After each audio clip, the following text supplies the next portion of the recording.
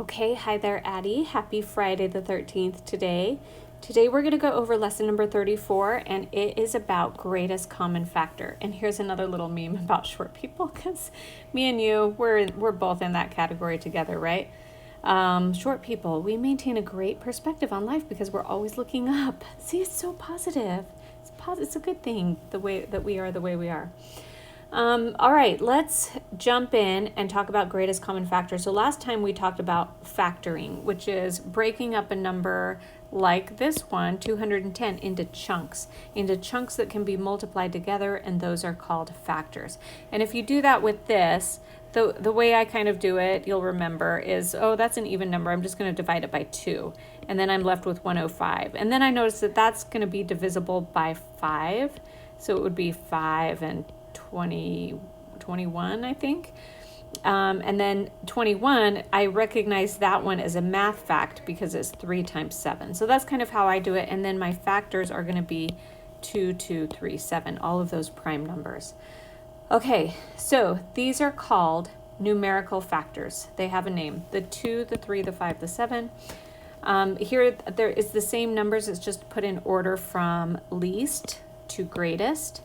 And these are all the numerical factors. Now, if you want to pick the greatest one is just the one with the most magnitude, the highest one there, which is 7. Okay, now you can also do that with a term. Factors that are numbers are called numerical factors, but you can also do it with a term if it looks like this, right? So this is the same number, but now we have some variables added to it. So if we wanted to factor out this whole term, we would start by factoring this 210, and that would be the same as before: 2, 3, 5, 7, okay? And then we factor out the variables, and it just means write them all out. So if there's an exponent of 2, there's going to be 2 y's. If there's just a single x with no exponent, that means an exponent of 1. So there's 1 x, there's 2 y's, there's 3 z's. Okay, now I have factored this term. I made it a lot longer, looking longer, but it's the same exact term. Like if you ended up with this on an answer and you wanted to simplify it, you would just change this to y squared, right? So it's the same exact thing. Okay, now we have a couple terms. When the factors are letters or variables, these have a name, and this is called literal. I can't see that very well, so I'm going to change the color. Literal factors. So those are these, okay? And if you want to say what are the factors of the entire term, and it could be numbers or letters, you could also say it's an algebraic factor. So an algebraic factor is a general term that's used to describe factors that could be either numbers or letters, or both numbers and letters. Okay, cool. All right, now let's do some more. Roger that, you got that part right. Okay, now we're going to look at this entire expression. This is more than just a term because you've got these plus signs here, so you're adding actually 3 terms together. Do you see the 3 terms? Okay, so we're adding 3 terms together. And if we wanted to factor this out and write it a different way, you totally could, right? So we would factor each part. So I'm going to start by factoring this first term, the 6, and I'm just going to do it in my head. Let's see, let me get a smaller, I'm going to need a lot of room. The 6 is going to be 2 times 3. Then there's 2 x's, 2 y's, 2 m's. I can tell that I'm going to run out of room, so now that I've done that, I'm going to make it small. Whoops, I didn't mean to grab that y. Let's try it again. Okay, I made that small. So that's the same exact term. And then there's going to be a plus sign. And then I'm going to factor this next one. 3 doesn't break down anymore, it's prime. So it's going to be 3x, y, y, y, m, m. I skipped the little dots that indicate multiplication just to save room, and you actually don't really need them, because if you write letters like that side by side, it just means multiplication, right? Okay. now let's do the last one. I'm going to add a plus sign, and it's going to be 3x, x, x, y, y. Okay, cool. So the first term, okay, now we're going to look at this. What factors do all the terms have in common? The first term, if we look at this one, this has a 2. None of the other factors have a 2. But if you look at the rest of it, the rest look kind of similar because they all have a 3. They all have an x, at least one x. They all have at least one y, and these two have an m, but this one does not have an m. So then we're going to look at what we're trying to figure out here is what are the common factors. In fact, what are the same between all of these terms? Okay, since each term has a 3, I'm going to circle that. Okay, they all have a 3. Let's see if there is an x in every term. 1x, 1x, 1x. Okay. So there's a 3 and there's an x. Anything else that is the same? Yep, there's y's. So let's look at y. There's one y there. I'm going to use a different color. One y. Actually, they all have 2 y's. Okay. They all have 2. So it'll be that.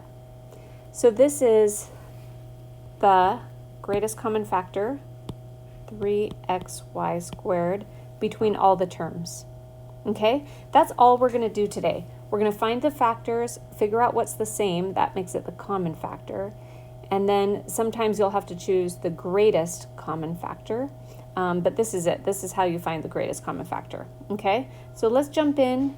It's almost the weekend. There's only a few examples here, so this is going to be great. We'll figure it out. Okay. Let's start with these. When I'm looking at the overall problem first, I see this minus sign. So that is separating 2 terms. There's one term here, there's one term here.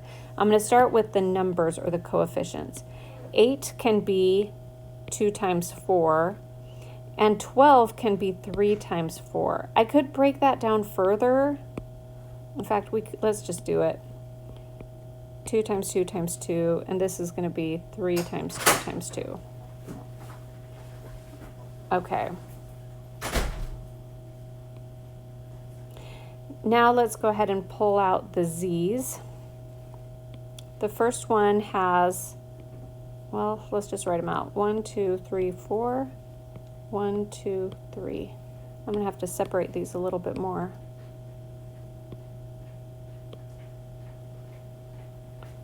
And probably make them smaller.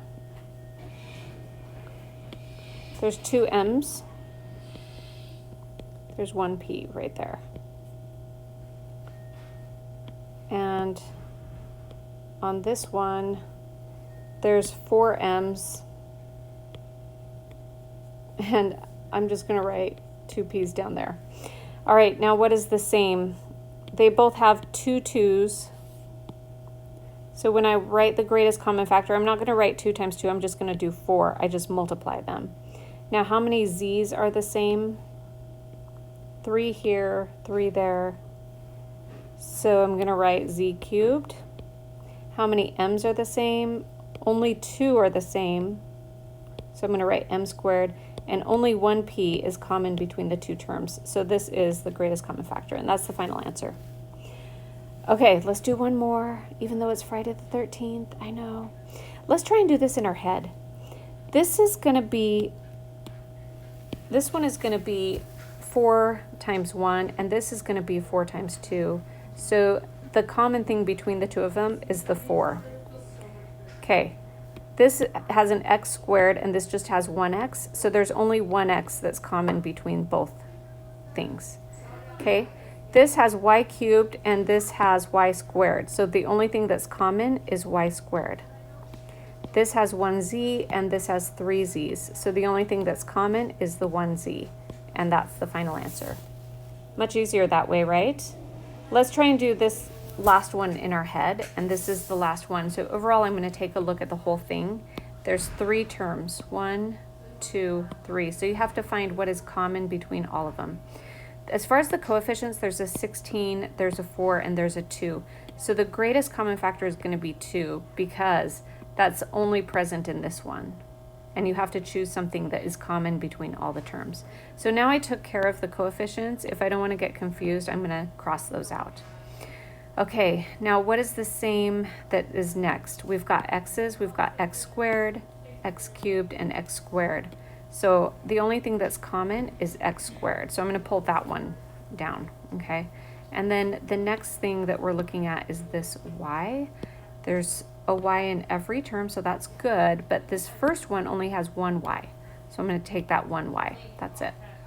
Okay, as far as the p's, you've got a p3, p to the third, just a p, and a 15 over there, but this one only has one, so I can only take one. Okay, and so that is it. That's the answer. That's the greatest common factor right there. 2x squared yp. And that's it. So it's pretty easy today. Once you get it, it's going to be pretty easy. As easy as doing this dance, okay? All right, love you, Addie. Bye.